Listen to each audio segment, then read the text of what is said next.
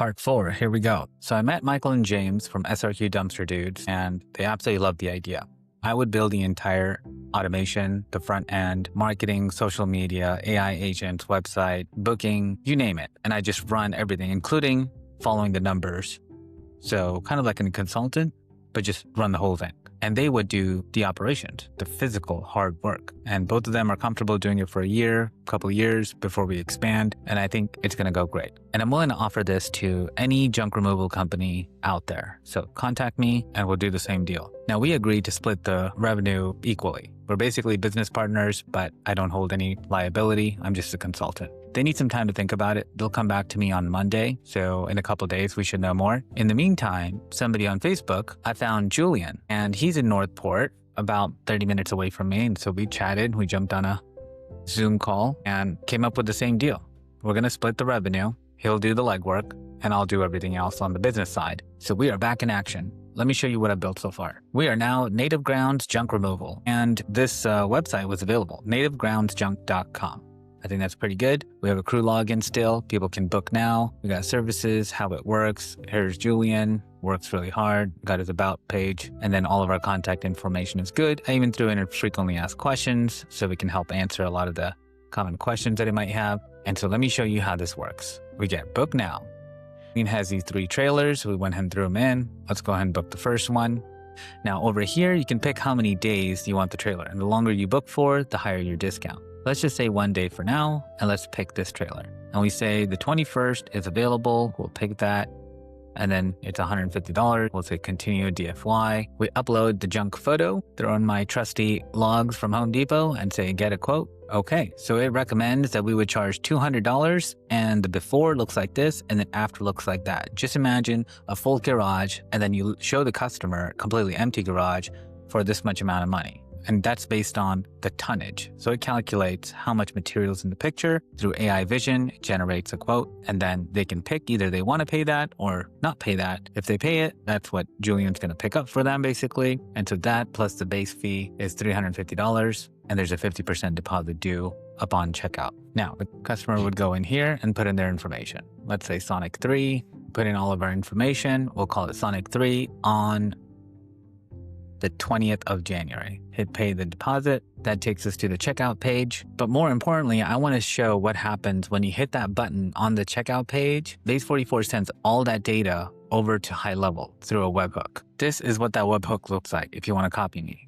Inbound webhook, standard webhook, they give you the URL, and then you give this to Base44, and you say, I want to send all of the data from this appointment over to HighLevel using this webhook. And it does. And so in here, we get things like the name, the email, the phone number, the address, what time the appointment starts, what type of trailer did they book, how much in fees did they pay, and so much more. And then they create a contact with custom fields for each one of those pieces of information. That saves it there. And then there's a tag that gets added saying booked dumpster. So think of this as like a task to your back shop saying, hey, this person just booked, go ahead and book them on the calendar. Then in our calendar update workflow, this triggers based on the tag that was created. So if there's a book dumpster tag, this workflow fires. And what does it do? It books an appointment. It takes the information that came in and on Julian's calendar, which is in HighLevel, it creates a start time based on the start date that the customer picked.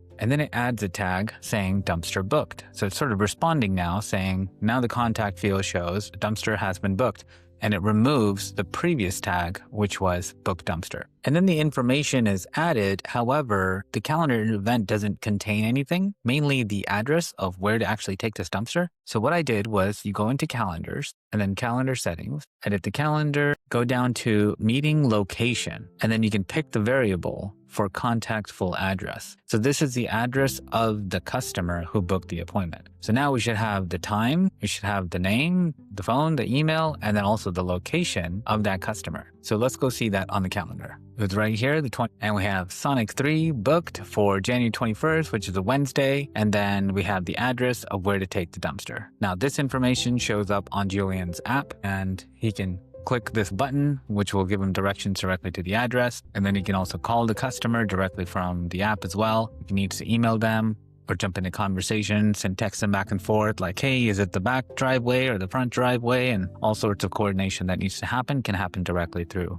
conversations. So now I want to work on an AI agent that's going to understand the entire business inside and out, and it's going to act like the receptionist for any kind of contact to the website. Because the goal is we should not have to answer the phone ever again. We should not have to answer a text message or a direct message through Facebook or Instagram. So let's set that up now. Let's go into AI agents on the left side. Before you build an AI agent, I always mention this, you want to build the brain first. So you go to knowledge base and you give it all of the information, and then you're going to create the front end, which is sort of the voice or the chatbot or the direct message. Let's say create knowledge base, and we'll call this native grounds junk. Give it a description and then create. First things first, web crawler. I need the agent to be trained on native grounds junk, the company. So I'm going to give it the website for where to go and learn everything about the business. So we say add source, web crawler, exact URL, put in the exact URL starting with HTTPS, and then extract data. That crawler is going to go out to this website and learn everything top to bottom about that website, including all of the FAQs that we added, about Julian himself, because there's about pages up there now,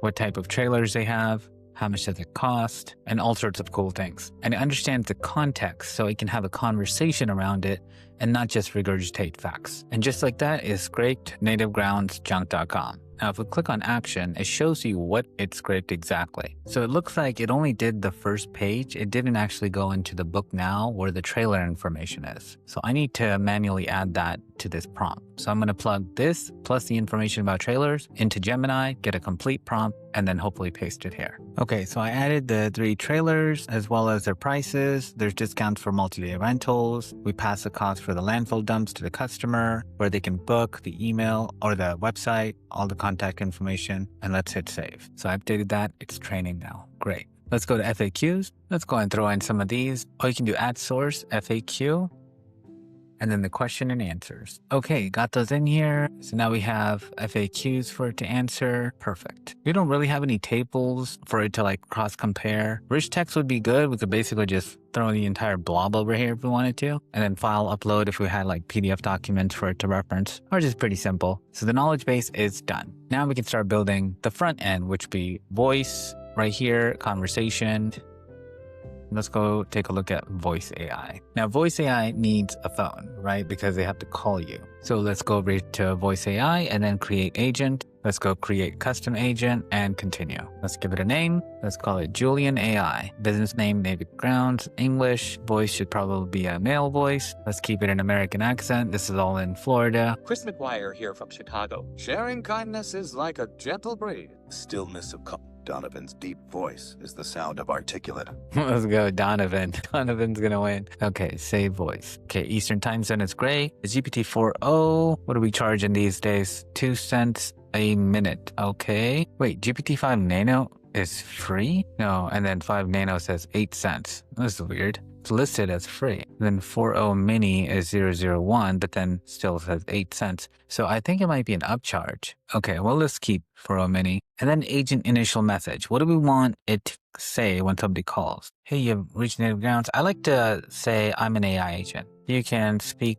to me naturally or normally. How can I help you today? That way it's very clear right off the bat, and then hit next. And then here's the brain, right? The knowledge base that we just created. So we put the brain inside the agent. Use this to provide up-to-date information. Perfect. And what do we want to collect? Name, email, address, and then their issue. Because some people are going to call, they're going to leave that information and then not book. So we want to at least capture that information while we have them on the phone. And then we can receive an email as soon as they get off the phone. Let's go to switch to advanced mode. Okay, because I need a little bit more here. Okay, this makes it a little bit easier because now we can just give it a full prompt of like, what is its main objective? What is it supposed to do? And I'll take this template and give it to Gemini to clean up for us based on our information. So we'll still have the knowledge base that it can reference. We'll tell it when to use that knowledge base, and then we'll look at the prompt itself. Okay, Control A, get rid of the template, paste our own prompt, and let's say introduction. You are Julian AI, dedicated virtual assistant, Northport, Florida, background for Julian as project manager, then free junk removal, explain the vision AI. We'll trigger an SMS with the website link. So while we're on the phone, they'll receive a text message saying, please click this to book an appointment. I think that's fair. Offer trailer rentals. We have 3 trailers, all the specs, all the costs, disposal fees are passed on to you. Any triggers, scheduling, drop off, send them the website link for the Vision AI, avoid assumptions. Hi, this is Julian AI with native grounds. Removal, are you looking to rent a dumpster or do you need us to remove the junk for you? Perfect. That's a great question. I want to make sure Julian answers that accurately for you. I will have him call you back shortly. Okay, so if there's a challenge, we can say we'll call you back. If they want to book a calendar, I'll say if they say yes, send them an SMS with the link to the website. Okay, now, specific actions the agent can perform afterward. So call transfer, you can trigger a workflow, you can send an SMS. You can update the contact field. Let's update the contact field and we'll add a tag. They can't add a tag. Okay, then I don't really have any action for it. Okay, that should be good enough then. We're basically sending them the link. Build knowledge base, we already put the knowledge base, and then that's the prompt, and then hit save or next. Okay, now we need to plug a phone number here for it to call. Now, what we're gonna do in this particular case is Julian wants to keep his business phone number, and so people will call his number and then get forwarded to the agent. Actually, I think it should be the other way around. People call in the agent, and then if there's a problem, you contact the owner. I'm gonna need to update all the numbers. Okay, let's buy a number. We go to settings. Let's go over to phone system. Go to add number, add phone number. And now if we want a particular area code, we can look that up. So we go to filter. We say search by digits, and we're in the 941 area code. And we'll say first part of number. Apply. Now we can pick any one of these 941 numbers. So I'm looking for something that's easy. 7171. Wow, can't go wrong with that. Let's just grab it. Let's not overthink it. You pay $1.15 per month. Proceed to buy, and then you do have to verify yourself. So begin verify, it's going to get a copy of your driver's license or whatever other document you want to submit. I'll say continue on another device and scan this QR code with my phone. This way I can use my phone to take pictures, take the front of the driver's license picture, and then it wants my face, and then look left, look right, and verified. Beautiful. Hit done. Now this is great, which means we can now get inbound phone calls coming to this number, which will connect to our AI agent, which will answer anything via voice. We also need a chatbot right now, which is going to be our conversation AI that we'll put on our website, which will also be responsible for any inbound direct messages from Instagram and Facebook. This A2P registration is required if we're going to send SMS messages outbound, like if you're texting a customer saying, hey, we're inbound, or texting them some kind of a sale. Okay, 50% off this weekend only. So we're going to wait off on the registration, and we'll just continue to see this until we actually apply for registration. Let's give this a name, native grounds business number, perfect. And let's go back to AI agents and build the conversation AI. Here's conversation AI up top. So we go to sub account, AI agents on the left side, conversation AI, and then we say create bot. So we have 3 kinds. Let's see. The first one is lead capture forms, appointment booking, general Q&A, and quick steps. We don't have any custom instructions, and we don't have complex logic. So let's just go with the basic. And we're not booking appointments here, remember. We're booking it on base 44, mainly because the high-level calendar doesn't account for what we're trying to do. 3 equipment pieces, different time blocks, different packages. I did get added to the beta for calendar rentals. However, it's still not at the mark where I want it. So I'm going to give it a few months before we transition back to high level. So we're doing general Q&A and continue. Maybe. We'll see. Okay, so I'm just filling this information in, company address, and then fill out things like target audience, customer pain point, what's the type of business, and then hit save. Great, now we have a brand voice. Let's go to next. Bot settings. This is what's going to show up there. So we'll call it Julian AI. This is our primary bot. It's going to answer on Instagram, Facebook, SMS when we have it, the chat widget on our website, which is going to be the live chat option, and then even WhatsApp if we start one. And don't wait 2 seconds. Let's wait 1 second, and then the initial message. I'll say, hi, I'm Julian AI. Can I help you with junk removal or dumpster rental or something else? And then next. Okay, information to collect. Yes, we do need street address. And I don't like how they put city at the end like this because it gets kind of awkward. They'll say like, I'm on 123 Main Street, Sarasota, Florida. I'm like, oh, and can I have the city, please? It's like, well, I just gave you the city. But nevertheless, it is important. Let's leave it in there. Ask them for their name, email, phone, street address, and then ask them for the city. You know what? I'm going to remove the city. If that starts becoming a problem, I'll add it. But that's one of the things that will give AI a bad rap. Is like, hey, I just gave you the city. Why are you asking again? And then let me ask another question in here.